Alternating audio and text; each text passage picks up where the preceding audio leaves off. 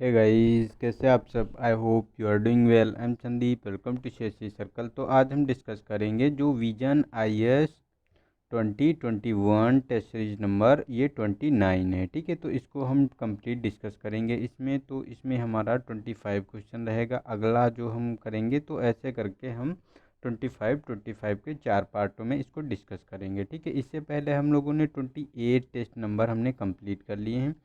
तो वो अगर आप लोगों ने नहीं देखे तो मेरे यूट्यूब चैनल की प्लेलिस्ट में जाएंगे। ठीक है, तो वहाँ पे आपको सारी विजन की जो टेस्ट सीरीजें करा रखी हैं वो आपको मिल जाएंगी। प्लस हम लोगों ने जो कर लिया है इसके अलावा जो इनसाइट की टेस्ट सीरीज है, ठीक है, उसको भी हम लोगों ने कंप्लीट कर लिया है। ठीक है, उसकी 5 या 6 टेस्ट सीरीजें हम लोगों ने कंप्लीट कर ली हैं, तो उसको भी प्लेलिस्ट में आप देख सकते हैं। ठीक है, तो ये पूरा कंप्लीट आपको हिंदी माध्यम में रहेगा जो विजन का टेस्ट है। ठीक है, और इसमें क्या होगा कि ये फुल लेंथ टेस्ट है। जो जीएस का फुल लेंथ का टेस्ट होता वही है, उसी में कंप्लीट सिलेबस इसमें कवर किया गया है। इसमें आपको देखने को मिलेगा इंडियन कॉन्स्टिट्यूशन है, पॉलिटिकल सिस्टम है, ठीक है, और ये तो गवर्नेंस है, ज्योग्राफी है, हिस्ट्री है, और इंडियन इकोनॉमी है, सोशल डेवलपमेंट है, इकोलॉजी है, एनवायरनमेंट है, और जनरल साइंस है। उसके साथ साथ ये करंट अफेयर, तो सभी को इसमें कंप्लीट जो है कवर किया गया है। तो इसको आप लोग इन्जॉय कर सकते हैं, अच्छे से आप लोग देख लीजिए और उसको अच्छे से करना है। और आप लोग इसको अच्छे से प्रैक्टिस कर लेंगे यहाँ पे, तो जो एग्ज़ाम हॉल में आप बहुत ही कंफर्टेबल फील करेंगे और वहाँ पे अच्छे से आप अपने क्वेश्चन को टैकल कर पाएंगे। ठीक है, तो चलते हैं क्वेश्चन नंबर 1 पे। तो इसमें कहा गया है कि वर्ष 1917 की मॉन्टेग्यू घोषणा के तहत क्या था। तो कौन कौन से प्रोविज़न थे ये बताना है। तो देखो, इसमें अगर बात करें तो ये फर्स्ट है कि प्रथम विश्व युद्ध के तत्काल पश्चात भारत को स्वशासन प्रदान करने की सिफारिश की गई थी। सेकेंड है कि भारत में पहली बार प्रत्यक्ष निर्वाचन एवं सार्वभौमिक वयस्क मताधिकार प्रणाली की शुरुआत की गई थी। तो देखो ये गलत है। यहाँ पे देखो निर्वाचन पद्धति तो स्टार्ट की गई थी यहाँ पे, बट ये सीमित स्तर पर था, ये सार्वभौमिक नहीं था इसमें, क्योंकि सभी को इसमें निर्वाचन में मत डालने का अधिकार नहीं था इसमें। ठीक है, तो ये गलत है। और ये फर्स्ट वाला भी स्टेटमेंट गलत है, क्योंकि इसमें जो 1917 में ये मॉन्टेग्यू घोषणा हुई थी, इसमें स्व शासन प्रदान करने की बात नहीं की गई थी। इसमें कहा गया था कि स्वशासी संस्थान है उनका क्रमिक विकास किया जाएगा, ना कि स्वशासन की बात की गई थी। तो देखो ये दोनों स्टेटमेंट गलत है हमारा, तो डी वाला ऑप्शन सही है। नेक्स्ट है हमारा क्वेश्चन नंबर 2। तो इसमें कहा गया कि निम्नलिखित कथनों पर विचार कीजिए। तो फर्स्ट है कि स्थानांतरण RNA अणु के अनुक्रम के DNA अनुक्रम में रूपांतरण की प्रक्रिया है। सेकेंड है कि अनुलेखन यानी अनुलेखन DNA से RNA के संश्लेषण की प्रक्रिया है। तो देखो सेकेंड स्टेटमेंट तो हमारा सही है, क्योंकि जो DNA होता है, ठीक है, DNA से जब RNA बनता है तो इसे अनुलेखन कहते हैं। लेकिन अगर बात करें फर्स्ट वाला जो स्थानांतरण जो होता है, तो ये क्या होता है कि ये RNA से ये प्रोटीन जब बनता है तो उसे जो है ये स्थानांतरण कहते हैं। तो ये हमारा गलत है फर्स्ट वाला, सेकेंड वाला सही है। तो हमारा जो बी वाला ऑप्शन इसका सही है। नेक्स्ट है हमारा क्वेश्चन नंबर 3। तो इसमें कहा गया कि वर्ष 1827 के जूरी अधिनियम के तहत निम्नलिखित कथनों में से कौन सा सही है। तो फर्स्ट है कि इसमें उपबंधित किया गया है कि ईसाइयों को हिंदू और मुस्लिम जूरी द्वारा सुनवाई से छूट प्रदान की जाएगी। सेकेंड है कि राजा राम मोहन राय ने इस अधिनियम की निंदा की थी और ब्रिटिश संसद को इस अधिनियम के विरोध स्वरूप जो याचिकाएं भेजी गई थी इसमें। ठीक है, तो देखो ये दोनों स्टेटमेंट सही है, क्योंकि राजा राम मोहन राय ने इनकी निंदा की थी। ठीक है, ये जो एक्ट आया था, और इसमें जो ईसाइयों को हिंदू और मुस्लिम जूरी द्वारा सुनवाई से जो छूट प्रदान की गई थी, तो ये दोनों स्टेटमेंट हमारे सही हैं। तो सी वाला ऑप्शन इसका सही है। ठीक है, नेक्स्ट है हमारा क्वेश्चन नंबर जो है 4। तो इसमें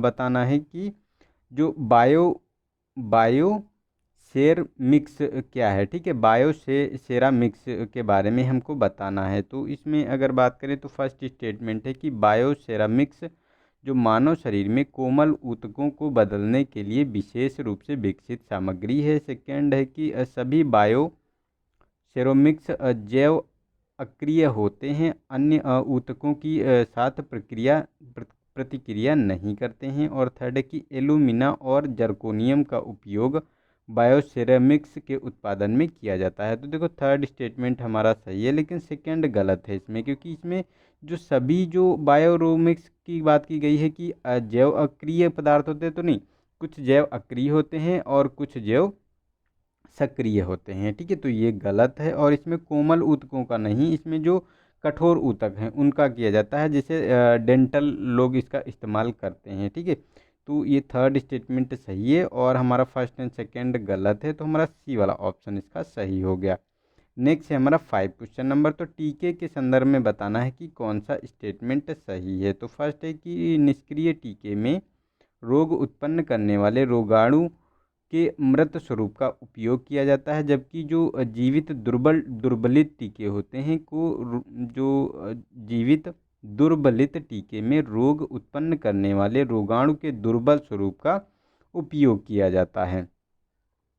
सेकेंड है कि जो ये निष्क्रिय टीके जीवित दुर्बलित टीकों की तुलना में एक सुदृढ़ और दीर्घावधि प्रतिरक्षा जो प्रतिक्रिया है उसको विकसित करते हैं। तो देखो अगर इसमें हम बात करें तो देखो सेकेंड स्टेटमेंट तो हमारा इसमें जो ये गलत है, क्योंकि ये दीर्घावधि नहीं, ये जो निष्क्रिय टीके होते हैं ये दुर्बलों की तुलना में ये मतलब कम इफिशियंट होते हैं। ठीक है, तो ये गलत है, लेकिन फर्स्ट वाला सही है, क्योंकि निष्क्रिय टीके जो होते हैं रोग उत्पन्न करने वाले जो रोगाणु होते हैं उनका मृत रूप, जो जैसे ये कोविड-19 का वैक्सीन बनाई गई है, तो इसमें क्या होगा कि जो वैक्सीन होती है, ठीक है, उसमें क्या होता है कि उसी जो मतलब वायरस होता है उसको मार के उसी को आपके शरीर के अंदर इंजेक्ट किया जाता है, ताकि वो एंटीबॉडी उसके प्रति हमारा शरीर डेवलप कर पाए। ठीक है, तो इसीलिए ये वैक्सीन बनाई जाती है। तो ऐसे क्वेश्चन बन सकते हैं इस बार है। ठीक है, तो हमारा ए वाला ऑप्शन सही है, बी वाला गलत है। नेक्स्ट है हमारा क्वेश्चन नंबर 6। तो इसमें कहा गया कि निम्नलिखित कथनों पर विचार कीजिए। तो फर्स्ट है कि यह त्यौहार प्रतिवर्ष मई जून माह में रगन्या देवी के द्वारा झरने के जल का रंग को बदलने के उपलक्ष्य में मनाया जाता है। सेकेंड है कि स्वामी विवेकानंद द्वारा इस त्यौहार के दौरान प्रतिवर्ष झरने के जल के रंग बदलने को एक चमत्कार के रूप में वर्णित किया गया है। और थर्ड है कि यह त्यौहार केंद्र शासित प्रदेश जम्मू और कश्मीर के सबसे महत्वपूर्ण त्योहारों में से एक है। ठीक है, तो देखो अगर इसमें बात करें हम, तो देखो ये जो कहा गया है इसमें ये तीनों स्टेटमेंट सही हैं, क्योंकि ये जो ये त्यौहार जो है, जो आपको जो रगन्या त्यौहार है ये आपको जम्मू कश्मीर में मनाया जाता है। ठीक है, और इसमें जो जल के झरने को बदलने के लिए एक चमत्कार के रूप में स्वामी विवेकानंद ने इसका वर्णन किया है। ठीक है, तो ये तीनों स्टेटमेंट जो सही हैं, तो ये है हमारा जो त्यौहार मनाया जाता है, तो ये मेला खीर भावनी जो त्यौहार है उसी के संबंध में ये तीनों स्टेटमेंट हमारे सही हैं, जो भारतीय त्यौहार है। ठीक है, उसी की विशेषताएं बताई गई हैं। तो मेला खीर भावनी त्यौहार है ये। ठीक है, नेक्स्ट है 7 क्वेश्चन नंबर। तो इसमें कहा गया कि राजस्थान में स्थित सांभर झील के संदर्भ में बताना है कि कौन सा स्टेटमेंट सही है। तो फर्स्ट है कि यह चारों तरफ से अरावली पहाड़ियों से घिरा हुआ है। सेकेंड है कि इसकी उच्च लवणता के कारण इस झील में सूक्ष्म जीव नहीं पाए जाते हैं। और थर्ड है कि भारत में नमक के उत्पादन का लगभग आधा भाग इसी झील पर से प्राप्त होता है। तो देखो ये गलत है। ये जो आपको भारत में जो इसका परसेंटेज देखने को मिलेगा जो नमक होता है उत्पादन का, तो ये 10% भारत का नमक उत्पादित करती है। लेकिन अगर सबसे ज़्यादा की बात करें तो गुजरात में 70% जो है नमक का उत्पादन होता है। तो ये देखो हमारा गलत हो गया। और इसमें जो उच्च लवणता पाई जाती है ये तो हमारा सही है, लेकिन इसमें सूक्ष्म जीव भी पाए जाते हैं जो बैक्टीरिया और जो शैवाल के रूप में होते हैं। ठीक है, जो क्या करते हैं कि वहाँ की झील का ये कलर चेंज करते रहते हैं, एक मतलब कलरफुल ये झील का रंग को मतलब उत्पन्न करते हैं उसमें। ठीक है, तो ये भी हमारा गलत हो गया। और फर्स्ट वाला सही है, क्योंकि यह चारों तरफ से अरावली पहाड़ियों से घिरा हुआ है, जो राजस्थान की सांभर झील है। ठीक है, तो हमारा ए वाला ऑप्शन सही हो गया। तो ए वाला हमारा फर्स्ट स्टेटमेंट सही है, तो ए वाला ऑप्शन हमारा सही हो जाता है इसमें। ठीक है, नेक्स्ट है हमारा क्वेश्चन नंबर 8। तो इसमें चैतन्य महाप्रभु के बारे में हमको बताना है कि कौन सा स्टेटमेंट सही है। तो फर्स्ट है कि चैतन्य और शंकर देव समकालीन थे। उन्होंने बंगाल क्षेत्र में कृष्ण पंथ को लोकप्रिय बनाया था। और थर्ड है कि उन्होंने ब्राह्मणवादी प्रभुत्ववादी सत्ता की निंदा की थी और जाति व्यवस्था के उन्मूलन की वकालत की थी। तो देखो, अगर उनकी बात करें, जो ये चैतन्य महाप्रभु थे, उन्होंने ब्राह्मणवादी प्रभुसत्ता को पूरी तरीके से नहीं त्यागा था, उसको बरकरार रखा था, तो ये हमारा गलत हो गया। और जो ये जाति व्यवस्था थी, इसकी निंदा की गई थी उनके द्वारा। तो ये आधा स्टेटमेंट गलत है, आधा सही है इसमें, ठीक है। और जो ये कहा जा रहा है कि उन्होंने जो शंकर देव के समकालीन थे चैतन्य महाप्रभु, तो ये तो हमारा सही है। और उन्होंने बंगाल में कृष्ण पंथ को लोकप्रिय बनाया था। तो हमारा फर्स्ट एंड सेकेंड स्टेटमेंट सही है, लेकिन थर्ड गलत है। तो हमारा बी वाला ऑप्शन इसका सही हो गया। नेक्स्ट है हमारा क्वेश्चन नंबर 9। तो इसमें कहा गया है कि कौन सा कथन अनुपातिकता के सिद्धांत का सर्वश्रेष्ठ वर्णन करता है। तो देखो, अनुपातिकता के सिद्धांत के बारे में अगर हम बात करें, तो देखो हमारा ए वाला ऑप्शन सही है, क्योंकि यह परिकल्पना करता है कि जो एक सार्वजनिक प्राधिकरण को अपने विशेष लक्ष्यों और उन लक्ष्यों को प्राप्त करने के लिए नियोजित साधनों के मध्य उचित अनुपात बनाए रखना चाहिए, ठीक है। कि मतलब जो भी हमारा सार्वजनिक प्राधिकरण है, उसके जो लक्ष्य हैं और लक्ष्यों को प्राप्त करने के लिए जो साधन है, ठीक है, उनके मध्य एक अनुपात होना चाहिए, ठीक है। तो वो संतुलन बना रहना चाहिए, उसी को अनुपातिकता के सिद्धांत की बात की जाती है, वही वर्णन करता है इसका, ठीक है। तो ए वाला ऑप्शन सही हो गया। नेक्स्ट है हमारा क्वेश्चन नंबर 10। तो इसमें कहा गया कि भारतीय संविधान की 9वीं अनुसूची के संदर्भ में बताना है कि कौन सा स्टेटमेंट सही है। तो यह पहली अनुसूची थी जिसे संविधान के प्रारंभ के बाद जोड़ा गया। और सेकेंड है कि इसे कृषि से संबंधित कानून की रक्षा और जमींदारी प्रथा को समाप्त करने के लिए क्रियान्वित किया गया था। थर्ड है कि नवीं अनुसूची में निर्दिष्ट कार्य और नियम न्यायिक समीक्षा के अधीन नहीं है। तो देखो, ये गलत है, क्योंकि जो केशवानंद भारती का वाद आया था 1973 में, ठीक है, तो उसमें इसे जो ये नवीं अनुसूची थी, ठीक है, जिसको भूमि सुधार लैंड रिफॉर्म के रूप में जाना जाता है, इसको जो जुडिशियल रिव्यू के लिए जो है लागू कर दिया गया था। कि मतलब जो नवीं अनुसूची है, पहले इसमें ये लागू नहीं था कि जो 9 शेड्यूल में जितने भी प्रोविज़न होंगे उनका जुडिशियल रिव्यू नहीं किया जाएगा। लेकिन जब केशवानंद भारती वाद आया, उसके बाद से इसको जुडिशियल रिव्यू की कैटेगरी में डाल दिया गया था। तो ये तो हमारा गलत हो गया, ठीक है। और ये हमारा जो गलत हो गया, और ये हमारा फर्स्ट एंड सेकंड सही है, क्योंकि जो 9वीं अनुसूची है, ये जो पहली अनुसूची थी जिसे संविधान में जोड़ा गया था 1991 में, ठीक है। पहले 8 अनुसूची हुआ करती थी, उसके बाद ये 9वीं जोड़ी गई थी, और ये 1991 में संशोधन किया गया था। और इसमें जो संबंधित कानूनों की रक्षा और जमींदारी प्रथा के समाप्त करने की बात की गई थी। तो हमारा ए वाला ऑप्शन इसका सही है। नेक्स्ट है हमारा 11 क्वेश्चन नंबर। तो ग्लोबल मैग्रो अलायंस के बारे में बताना है कि कौन सा स्टेटमेंट सही है। तो फर्स्ट है कि यह संयुक्त राष्ट्र पर्यावरण कार्यक्रम UNEP की एक पहल है। सेकंड है कि इसका लक्ष्य मैग्रो परिवास के वैश्विक क्षेत्र के वर्तमान विस्तार में 2030 तक 20% तक वृद्धि करनी है। तो मतलब 20% की इसमें इंक्रीमेंट लाना है इसमें, ठीक है। तो देखो, सेकेंड वाला स्टेटमेंट सही है, क्योंकि ये 20% की वृद्धि के बारे में बात करता है, जो मैग्रो 1 है, ठीक है। लेकिन ये फर्स्ट वाला गलत है, क्योंकि ये UNEP का कार्यक्रम नहीं है। ये आपको देखने को मिलेगा जो कार्यक्रम है, तो ये द नेचर कंजर्वेशन, ठीक है, द नेचर कंजर्वेशन प्लस जो ये WWF है, ठीक है, वर्ल्ड वाइड फंड, और ये कंजर्वेशन इंटरनेशनल, तो ये 3 जो संस्थाएं मिलकर इसका जो है निर्माण इन्होंने किया है, ठीक है। तो हमारा बी वाला ऑप्शन इसका सही है। नेक्स्ट है 12 क्वेश्चन नंबर। तो इसमें अपसल्कन टाप लघु आकार से लेकर बृहद आकार के गोलाश्म होते हैं। ये चिकने और गोलाकार होते हैं, जिनका कारण है। तो इनका क्या कारण होता है कि ये चिकने और गोलाकार होते हैं, ये गोलाश्म, ठीक है। तो इसमें अगर बात करें, तो हमारा देखो सी वाला ऑप्शन सही है, क्योंकि ये क्या है, गोलाकार और मतलब ये चिकने इसलिए होते हैं क्योंकि तापक्रम में विभेद और इनके जो परिणाम स्वरूप सतह के स्तर का विस्तारण एवं संकुचन होता है, इसीलिए ये ऐसे दिखाई पड़ते हैं, ठीक है।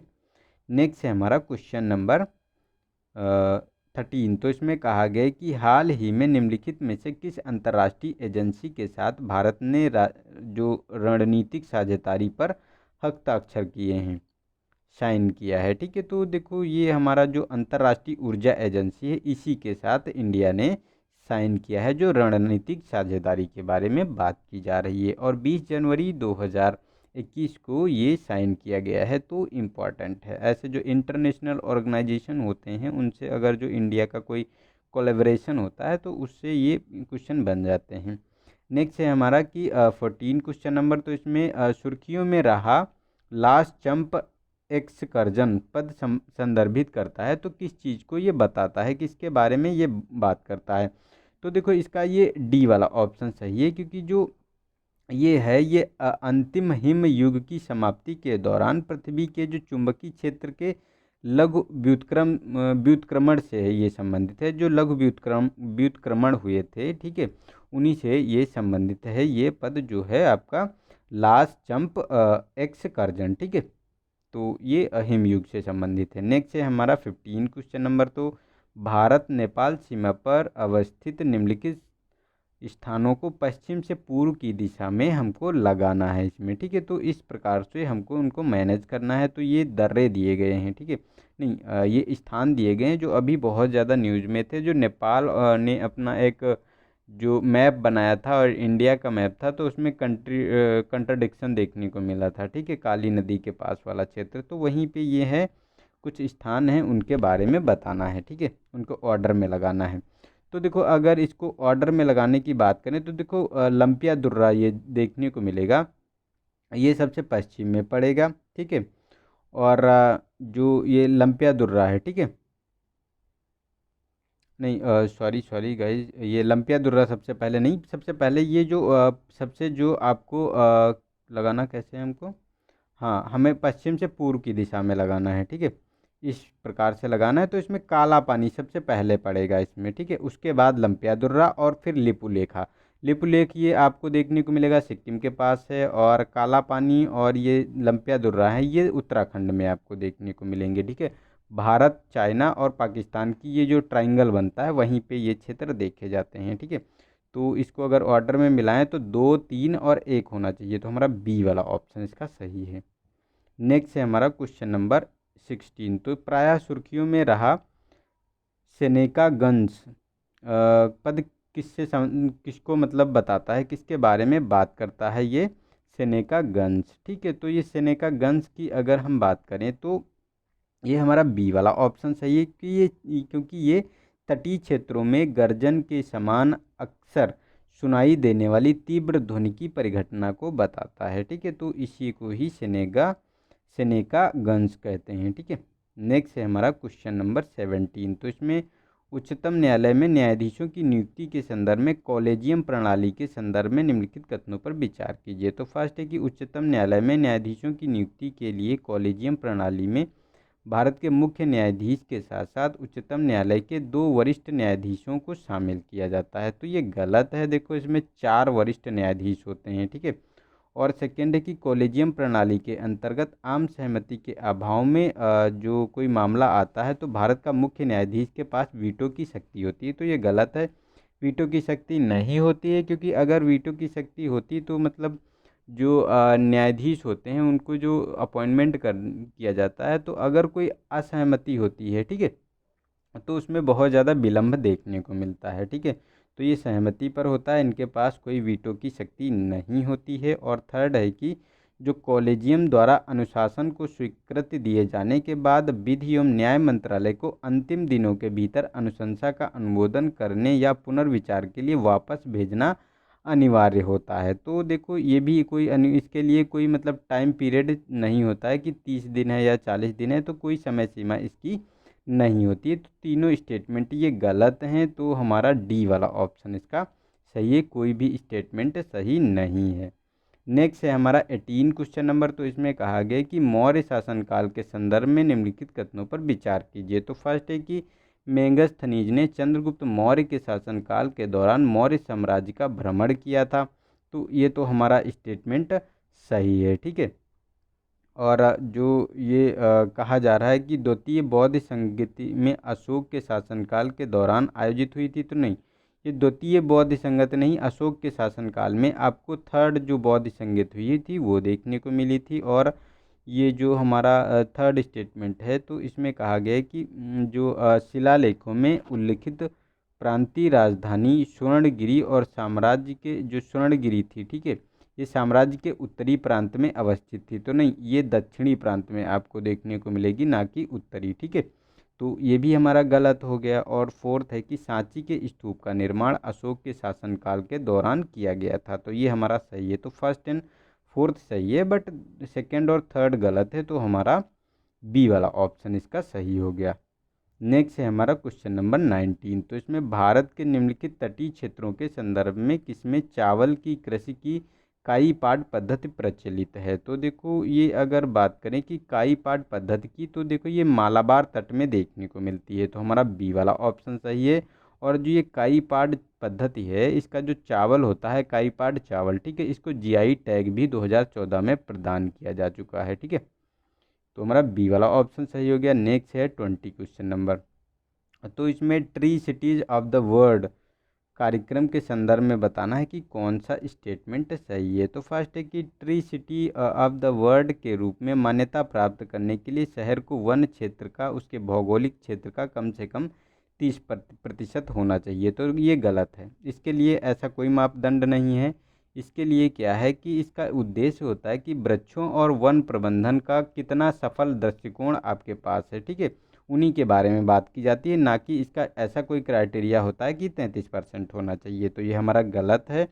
और ये अगर बात करें तो किसके द्वारा ये मतलब चलाया जा रहा है, तो हमारा ये जो FAO है, मतलब जो यह खाद्य एवं कृषि संगठन है, इसकी द्वारा ये एक ऐसी पहल चलाई गई है, tree city of the world कार्यक्रम, ठीक है। तो हमारा सेकेंड स्टेटमेंट सही है, तो बी वाला ऑप्शन सही हो गया। नेक्स्ट है हमारा क्वेश्चन नंबर 21। तो इसमें बताना है कि कौन सा स्टेटमेंट इसमें सही है। तो फर्स्ट है कि प्रगतिशील कर एक ऐसा कर होता है जिसमें कर योग्य राशि बढ़ने के साथ साथ कर की दर बढ़ती है, ठीक है। तो ये हमारा सही स्टेटमेंट है, क्योंकि जितनी राशि बढ़ेगी उतना ही कर बढ़ेगा, क्योंकि ये परसेंटेज में लागू होता है ना, इसीलिए इसको ऐसा बोलते हैं कि, ठीक है। तो ये हमारा जो ये मतलब होता है। और नेक्स्ट है कि मुद्रास्फीति किसी अर्थव्यवस्था में एक प्रगतिशील कर के रूप में कार्य करती है, तो नहीं, मुद्रास्फीति प्रगतिशील के रूप में नहीं, ये अप्रगतिशील यानी रिग्रेसिव के रूप में काम करती है। क्योंकि क्या होता है कि जो मुद्रास्फीति बढ़ती है तो उसकी जो क्रय शक्ति होती है वो कम हो जाती है, ना कि ज़्यादा। अगर ज़्यादा हो जाती ना तो प्रगतिशील होता, बट ये कम होती है तो ये रिग्रेसिव हो जाता है। तो हमारा सेकेंड स्टेटमेंट गलत है और फर्स्ट सही है, तो ए वाला ऑप्शन सही हो गया। नेक्स्ट है 22।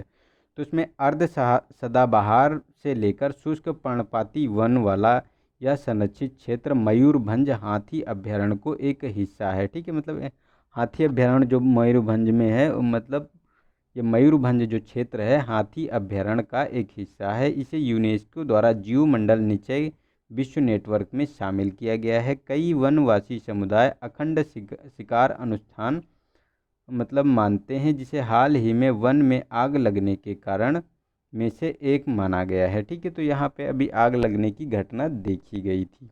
तो ये कहाँ पर स्थित क्षेत्र है इसके बारे में बताना है, किस टाइगर रिजर्व का पार्ट है, ठीक है।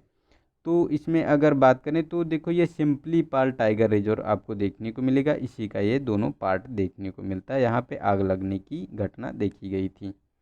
नेक्स्ट है 23। तो इसमें हाल ही में प्रकाशित मानव विकास रिपोर्ट 2022 संयुक्त राष्ट्र विकास कार्यक्रम UNDP ने एक प्रयोगात्मक माप भूमंडलीय दबाव समायोजित मानव विकास सूचकांक PHDI जारी किया है, ठीक है। निम्नलिखित कथनों में से PHID का सही वर्णन कौन करता है, तो इसके बारे में हमको बताना है। तो देखो ये बी वाला ऑप्शन सही है, क्योंकि यह मानव विकास का वह स्तर है जिसे प्रति व्यक्ति जो भौतिक पद चिन्ह और कार्बन डाइऑक्साइड उत्सर्जन द्वारा समायोजित किया जाता है, ठीक है। तो हमारा ये बी वाला ऑप्शन सही हो गया। नेक्स्ट है हमारा क्वेश्चन नंबर 24। तो इसमें कहा गया कि उपभोक्ता कल्याण निधि के बारे में बताना है कि कौन सा स्टेटमेंट हमारा सही है। तो फर्स्ट है कि इसका उद्देश्य उपभोक्ताओं के कल्याण को बढ़ावा देने और संरक्षित करने के लिए वित्तीय सहायता प्रदान करना है। सेकेंड है कि इसे उपभोक्ता संरक्षण अधिनियम 2019 के तहत स्थापित किया गया है। और थर्ड है कि इसे उपभोक्ता मामले, खाद्य और जो सार्वजनिक वितरण मंत्रालय के तहत जो संचालित किया जा रहा है। तो देखो ये खाद्य एवं उपभोक्ता मंत्रालय के अंतर्गत संचालित किया जा रहा है, तो ये तो हमारा सही है। बट इसको जो बनाया गया था, जो उपभोक्ता कल्याण फंड, ये जो उपभोक्ता संरक्षण अधिनियम 2019 के तहत नहीं, बल्कि जो सेंट्रल जीएसटी था, ठीक है, सीजीएसटी, उस सीजीएसटी एक्ट जो आया था, मतलब जीएसटी एक्ट आया था 2017, उसी में सीजीएसटी के अंतर्गत इसको इस्टेब्लिश किया गया है, ठीक है, उपभोक्ता कल्याण निधि। तो ये हमारा गलत है और फर्स्ट वाला भी स्टेटमेंट हमारा सही है, क्योंकि इसका उद्देश्य उपभोक्ताओं के कल्याण को बढ़ावा देना और संरक्षित करने के लिए वित्तीय सहायता प्रदान करना है, ठीक है। तो 1 और 3 स्टेटमेंट सही है, तो हमारा सी वाला ऑप्शन इसका सही हो गया। नेक्स्ट है 25। तो इसमें कहा गया कि 18 से 37 से 38 में स्थापित लैंड होल्डर सोसाइटी के संदर्भ में बताना है कि कौन सा स्टेटमेंट सही है। तो फर्स्ट है कि यह बंगाल क्षेत्र में एक प्रमुख राजनीतिक संघ है। इसका उद्देश्य जमींदारों के निहित स्वार्थों को सशक्त करना है और इसके बाद में बंगाल के ब्रिटिश इंडियन एसोसिएशन में मिला दिया गया। तो इसमें कौन सा स्टेटमेंट ये इसमें सही है, ठीक है। तो देखो अगर बात करें तो लैंड होल्ड सोसाइटी जो थी, इसकी स्थापना 1837 से 38 में की गई थी और इसे बाद में बंगाल में जो ब्रिटिश इंडियन एसोसिएशन थी उसी में मिला दिया गया था। और इसका उद्देश्य था जमींदारों के निहित स्वार्थों को सशक्त बनाना, ठीक है। और ये बंगाल के क्षेत्र में एक राजनीतिक संघ था। तो ये तीनों स्टेटमेंट सही हैं लैंड होल्डर सोसाइटी के बारे में। और ये भी माना जाता है कि ये एक भारत का प्रथम इंडियन ऐसा मतलब एक राजनीतिक संगठन था जिसे लैंड होल्डर सोसाइटी के नाम से भी जानते थे, ठीक है। तो ये हमारा डी वाला ऑप्शन सही है, ठीक है। तो आई होप आप लोगों को ये चीज़ें आप लोगों को पसंद आई होंगी, आप लोगों को क्लियर हुए होंगे चीज़ें, क्योंकि मैंने ना इसको बहुत सिंपल वे में बताने की कोशिश की है, ठीक है।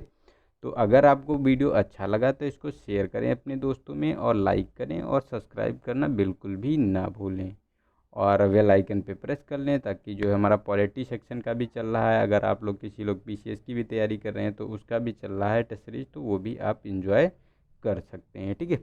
तो आज के लिए इतना ही, मिलते हैं नेक्स्ट वीडियो में।